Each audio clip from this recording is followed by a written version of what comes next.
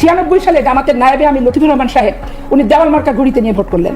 তখন তারা বললো দেওয়াল মার্কা ঘড়িতে ভোট দিলে জান্নাত পাওয়া যাবে। 22 জানুয়ারি করলো কাঁঠাল মার্কা প্রতীক দিয়ে, বলে কাঁঠালে ভোট দিলে জান্নাত পাওয়া যাবে। তারপরে ওখানে যোগ হয় না, তারপরে ভোট করলেন দাঁড়িপাল্লা নিয়ে, এবার দাঁড়িপাল্লায় ভোট দিলে জান্নাত পাওয়া যাবে। উপজেলা চেয়ারম্যান মোখলেস সাহেব ভোট করলেন উপজেলা চেয়ারম্যান পদে মোটরসাইকেল মার্কা প্রতীকে। তখন বলছে যে মোটরসাইকেলে ভোট দিলে শুধু জান্নাত না, দেলোয়ার হোসেন সাঈদীর ফাঁসি হবে না কখনো। এইরকম বলে মানুষ তখন দেলোয়ার হোসেন সাঈদী যে দলই করুক, আলেম হিসেবে উনি একজন প্রখ্যাত আলেম এবং ইসলামিক চিন্তাবিদ হিসেবে আমি রেসপেক্ট করি, অনেকেই মুসলমানরা রেসপেক্ট করে। আবার কিন্তু মানুষ পাগলের মতো হয়ে গেল। ধরেন যেখানে জামাত কোনোদিন ওইখানে মানে একবার মাত্র জিতছে, এছাড়া কোনোদিন জিততে পারিনি, উপজেলা চেয়ারম্যানে বিপুল অঙ্কের ভোট পেল। ভোটের অ্যানালাইসিসটা হচ্ছে দেলোয়ার হোসেন সাঈদীর ফাঁসি ঠেকাতে মোটরসাইকেলে মারো ভোট।